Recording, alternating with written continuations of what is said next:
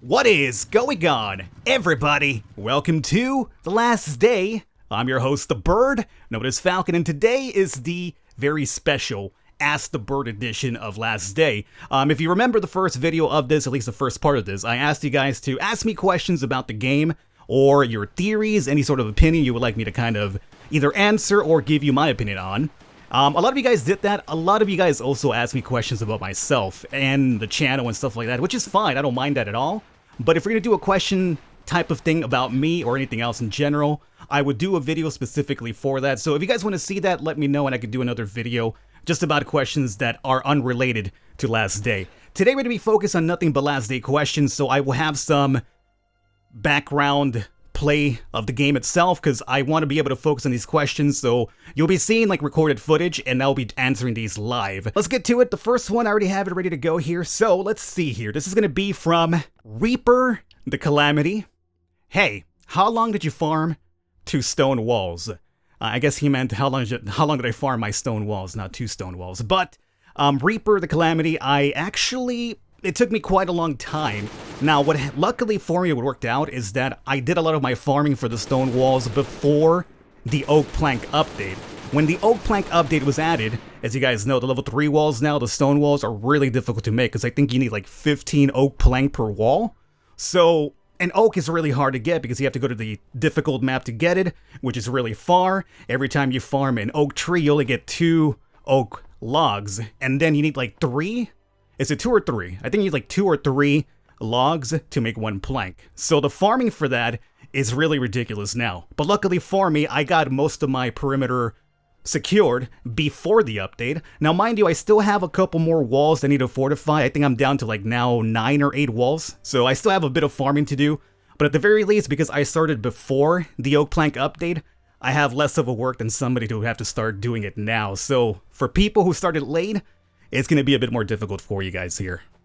Alrighty, so next question here we have Gamers Killer 15. So Gamer Killers 15, his question's going to be, are we going to be able in the future to repair the terminal in the Bunker Bravo so we can access the underground? And also, what do you think about the hole in the map? Is it a volcano or a meteor? Okay, so the first part of that is going to be the Bunker Bravo. Will we be able to finish or at least repair the terminal bunker for Bravo? I would say yes. I mean, it would be kind of weird for them to have a Bunker Bravo and not make it accessible to us. So yeah, at some point we will be able to. I don't think we'll even have to fix it. Technically speaking, what's going to probably happen is going to be an update at some point where they add the Bunker Bravo, like the first or second floor, whatever they do, and we'll just be able to go to the terminal and use the B card or whatever, or maybe just another code in general, to open up the underground portion of the Bunker Bravo. The only reason it's not available now is because that part of the game has not been done. And more than likely, I somehow don't see them adding Bunker Bravo until Bunker Alpha is done, because it would be kind of weird if they go through, like, you know, floor 1, 2, and 3 of Bunker Alpha, not complete the following floors, which I believe is like 4, 5. Is there a 6th floor? Well, I'm not sure. There's a couple of remaining floors in the Alpha one, but I would find it kind of weird if they don't finish that and jump over to Bravo, because at least for me, I think it would be a lot better for them to finish something before you jump to something else altogether, you know? So it'll probably be Bunker Alpha completed first, and then we'll get Bunker Bravo, and yes, we'll probably more than likely be able to access that as well. And who knows what's going to be in there? Will it be like another military encampment? Will it be something completely different? Hard to say, but there was a video on Last Day from the developers a long time ago where they showed, like, they were showing the office, and there was like recorded footage live at the office where there was an underground bunker that looked like more like a mental asylum. There was like a bunch of like padding on the wall and a bunch of like beds and stuff like that, which reminded me a lot of like a mental asylum. So I'm not sure if that's still in the works, if that's going to be Bunker Bravo or not, but it would be pretty cool if like all the bunkers are something different, right? Like the first one's very military focused. Maybe the next one would be like, you know, a hospital ward or something. It'd be pretty cool. Now, the second part of the question is, what do you think about the hole in the map in the volcano or meteor? A lot of people don't know about this because you guys haven't really checked the map, I guess, but what he's referring to is if you go to the... Let's go to Bunker Alpha on the map, right?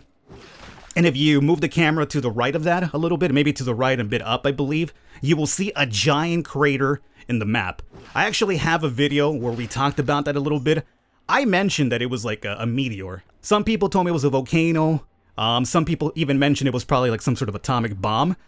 A lot of those theories actually do make sense. If it's a meteor, which is my idea, I think that's where the zombie or mutant disease, I guess they're technically zombies, but I'm not sure if they're like typical zombies, like, you know, somebody's infected and they bite somebody and turn into a zombie. It might just been like I don't know, maybe like a disease from space that came down and it turned people, you know, into like zombies, I guess, right? But my idea is it came from a meteor and the military government decided to check it out. They probably saw some sort of like upside to having that weird disease. They messed around with it. They messed around with it and maybe like in Bunker Alpha. And from there, it got loose and they had no idea what they were doing. And unfortunately, that disease kind of like, you know, got out into the world, into the outside world. And that is the reason why the game is a zombie game. You know, just as usual, the military and the government playing God or something. Now, could it also be a volcano? Doubted. But could it be an atomic bomb? Maybe too. Maybe something was there and they dropped a bomb on it and that bomb, the radiation, the mixture of all that stuff maybe caused the disease. Hard to say, you know. I think the bomb one makes a bit more sense, but I still want to say that it was an outside meteor that crash landed there. And, you know, they took the stuff to the Bunker Alpha, and that's where the zombie disease probably evolved from. Again, it's just a theory. A game theory. Oh, okay, I'm gonna stop. Alrighty, so the next question is gonna be from Mr. Extreme. He's very extreme, Mr. Extreme is. Now, his question is going to be, would you want that your stuff will be deleted when the release comes, but with a refund of some sort? And by the way, I love your channel, and you should do more. Love you. I love you too, Mr. Extreme. Now, for your question, though, this is something that a lot of people worry about because we're not sure. What happens when the full release comes? Do they delete the progress we've all made? Do we start fresh? I mean, I see it from two sides here. I see it from our side, our perspective, the time of work we've put in. It would suck if we lose all that work, right? But at the same time, as a new player perspective, it would suck for you to come into the game brand new and everybody that's been playing this game for a while, and believe me, there's a lot of people who play this game. They have like a ton of like millions of downloads at this point. It would suck as a new player to come in and everybody's just over leveled. So how do you compensate that? You know, it's going to be up to them how they compensate it or not. But here's the thing.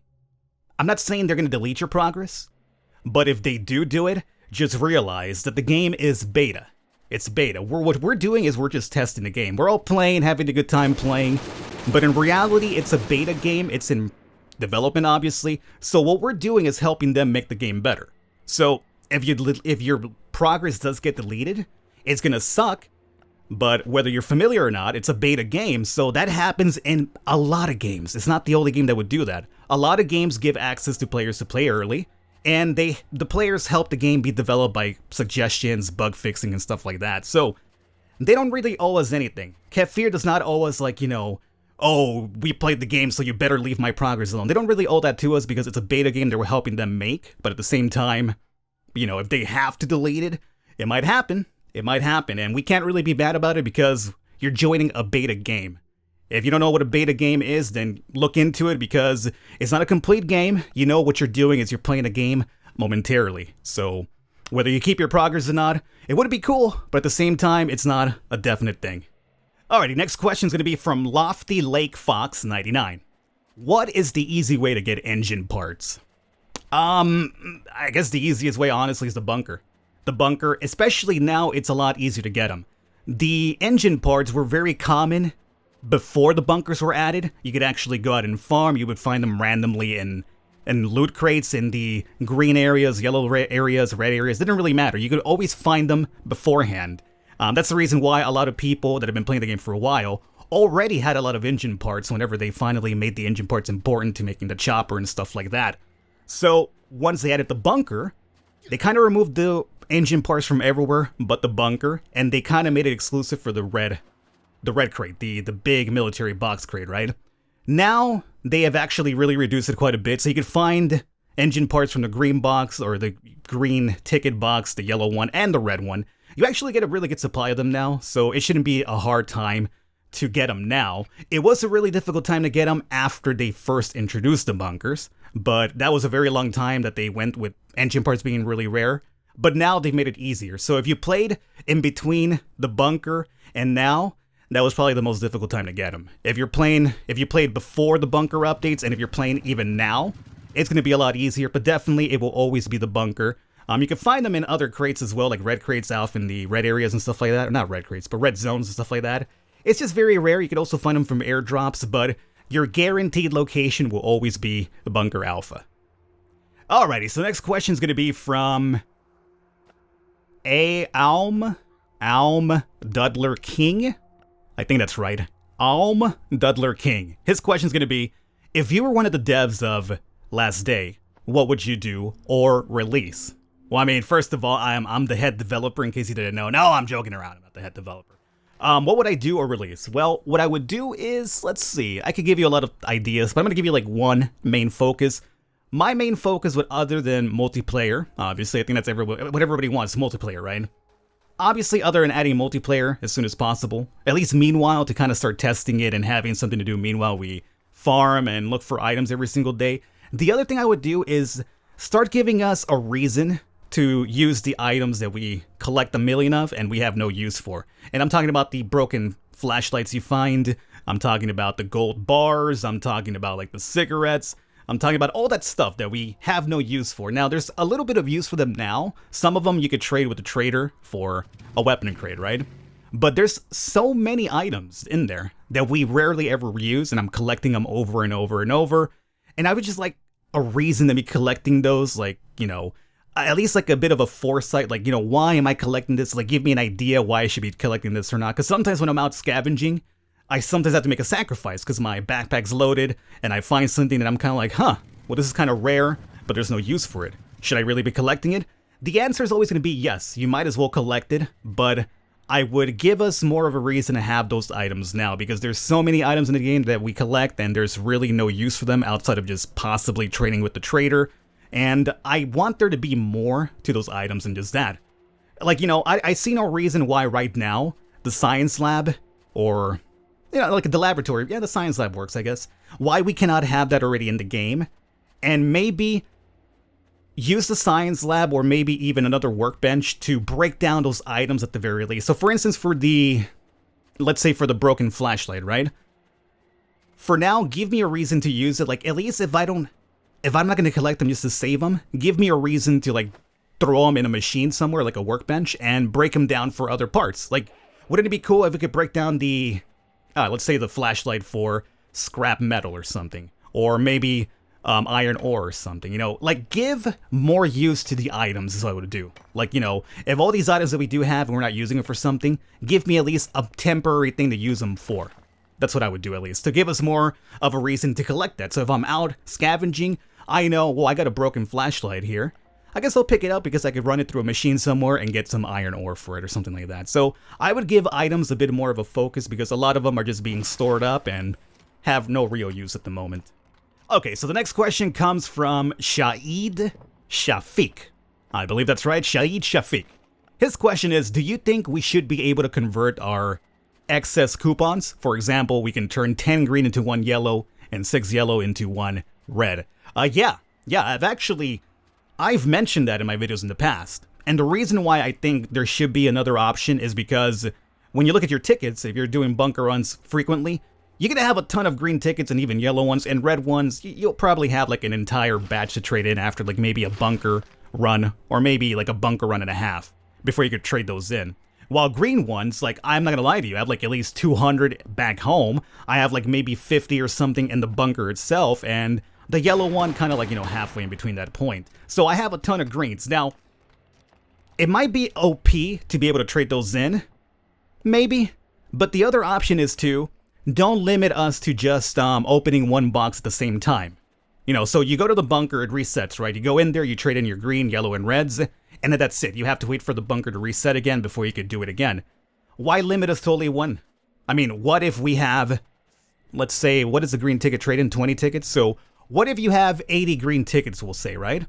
Why only allow me to trade one in every single reset? Let me trade all 80 in. I mean, there's no reason why not, because I know I'm going to have those tickets for later. So down the line, I'm going to trade them in anyway. So why limit me to having to trade them in once every 2 days? You know what I'm saying? So like, let me trade in more at a time, and that's fine. So if you don't want to make the trade system where green turns into yellow, yellow turns into red, at least make it so that you could actually trade in more coupons in one go.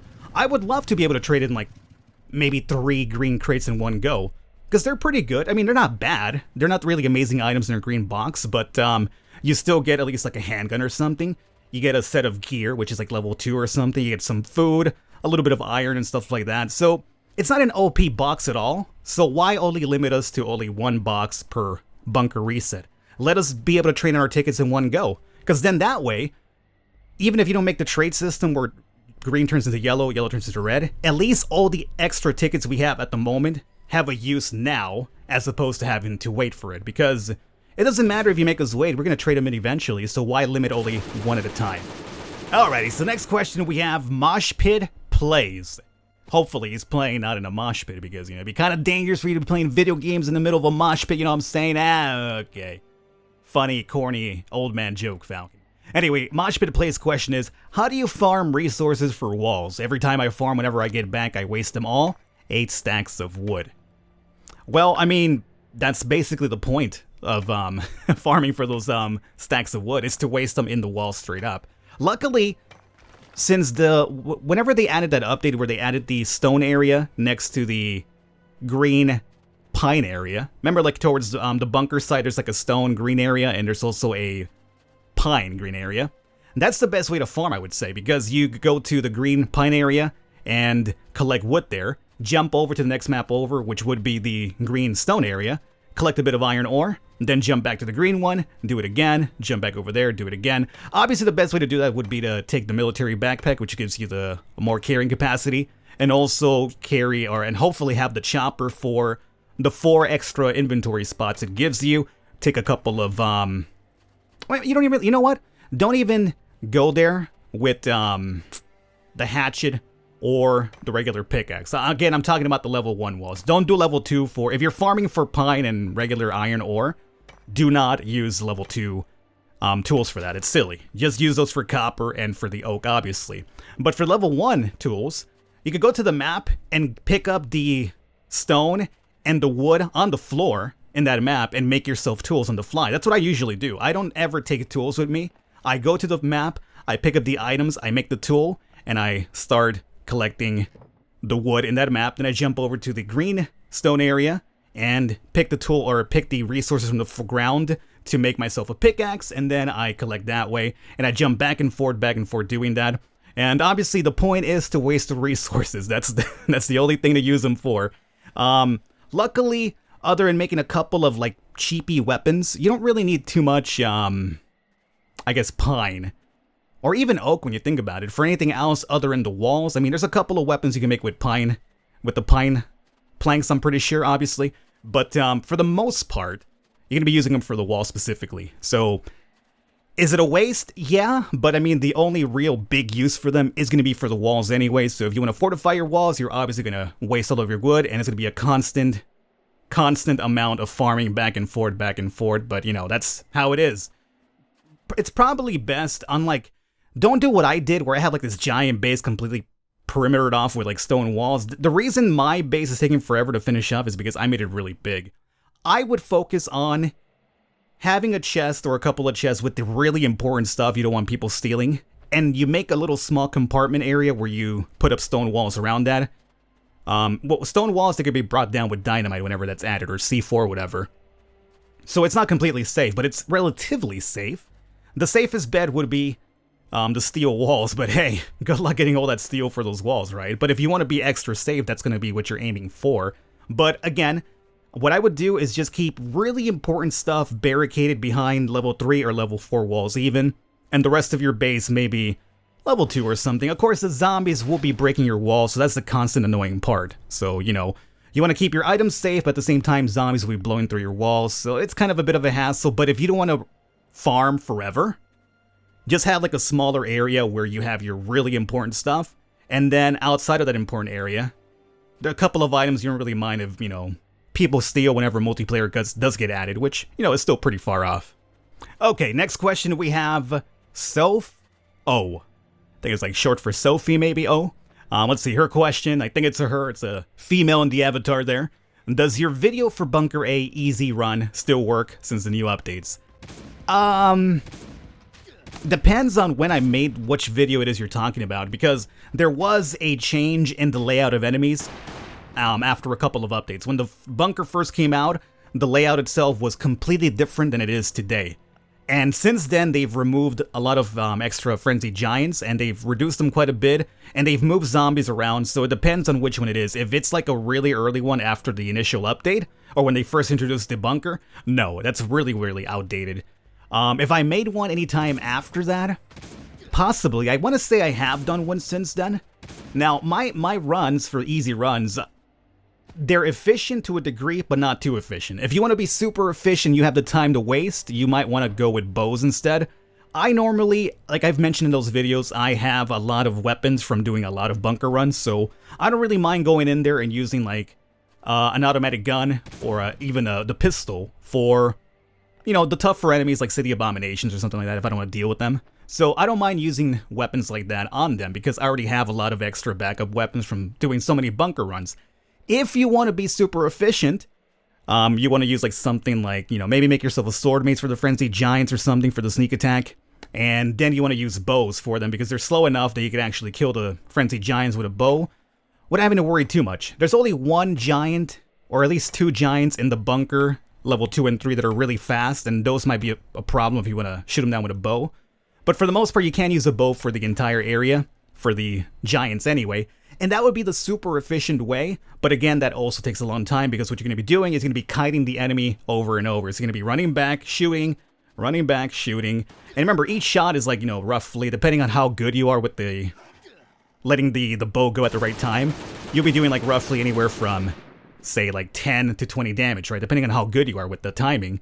So it can take a while because you're going to be doing a lot of running back to get that over and over. So if you have the time to spend, go that route and you'll be fine. You'll be really, really efficient.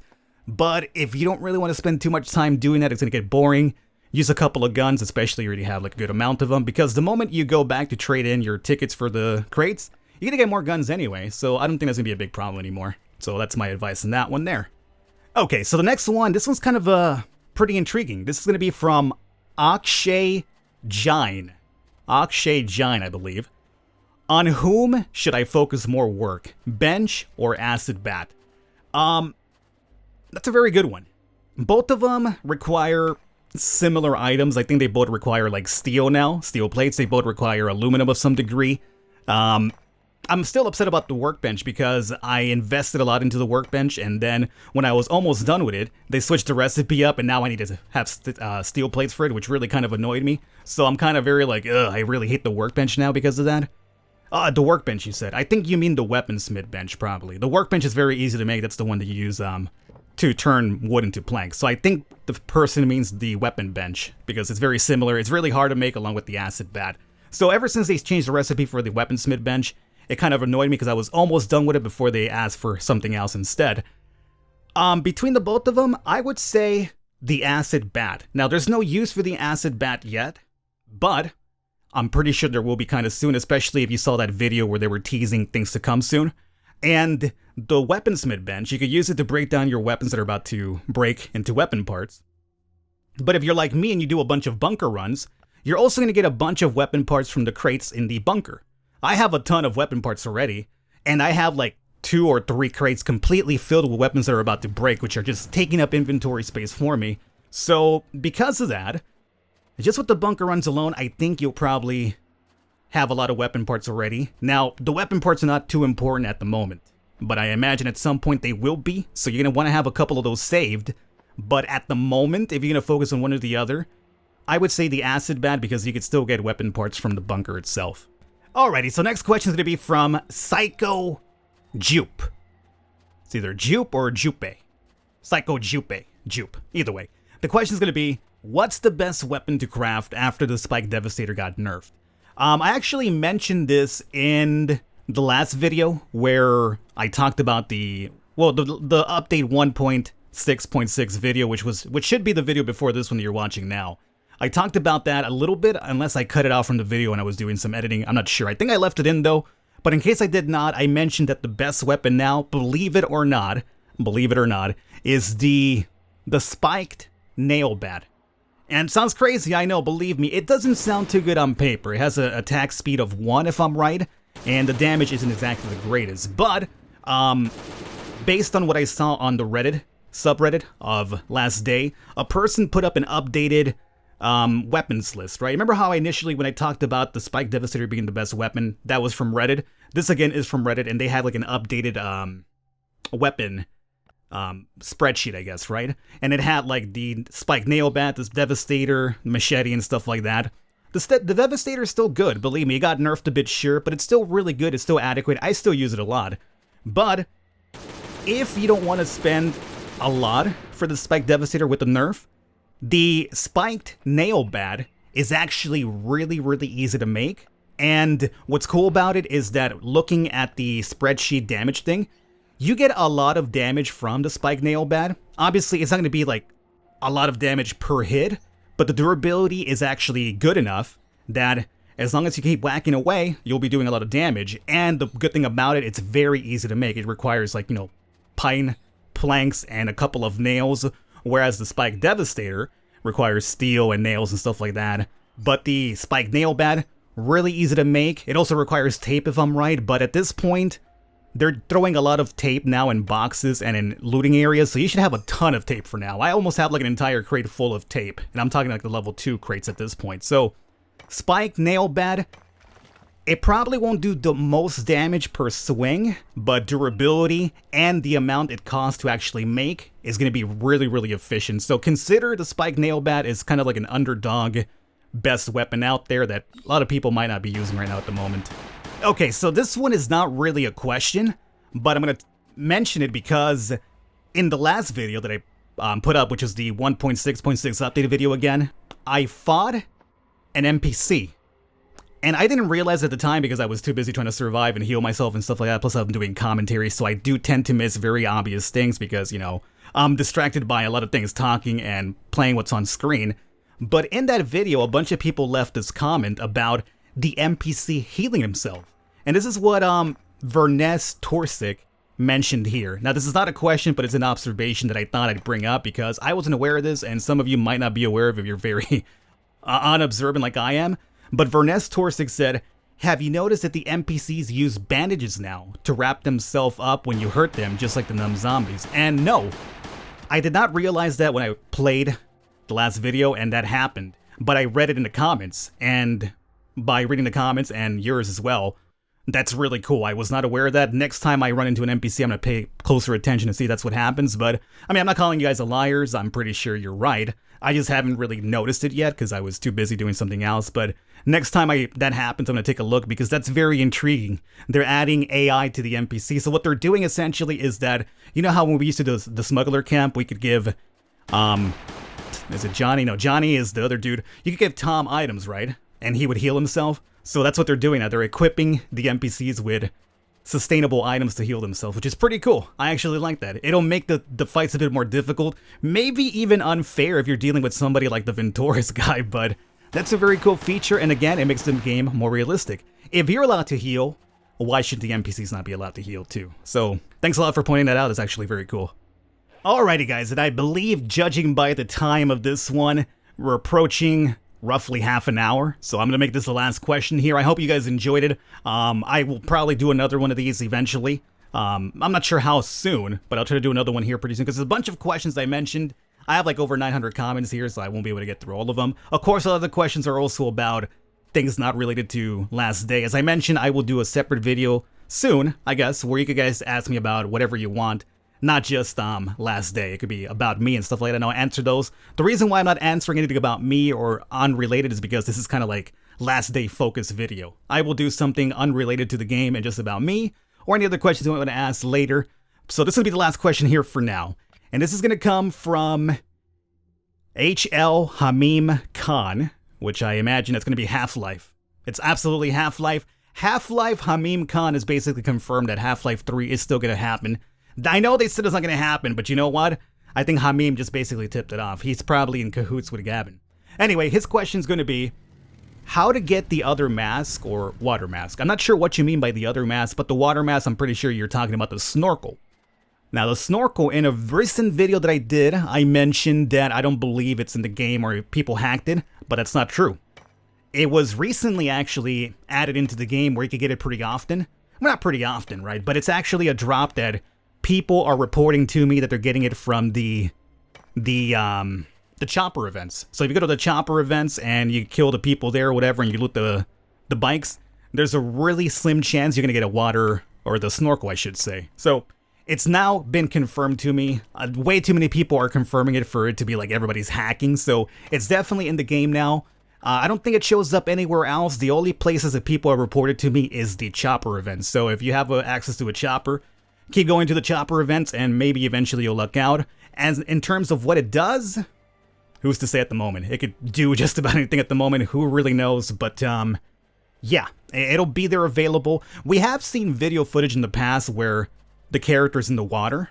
Kefir has shown that, but will you be using it to swim across a small little area? Who knows? I mean, I know for a fact you're not going to be able to snorkel all the way to Bunker Charlie, let's say. It's really, really far. I mean, that's going to be really impossible for a person to swim all the way over there with only a snorkel, let's be honest here.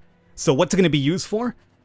I don't know, maybe fishing? Maybe the little docking fish thing that has not been unlocked yet, maybe for something like that. It's got to be a small body of water, though. It cannot be a large body of water, because that would not make any sense whatsoever.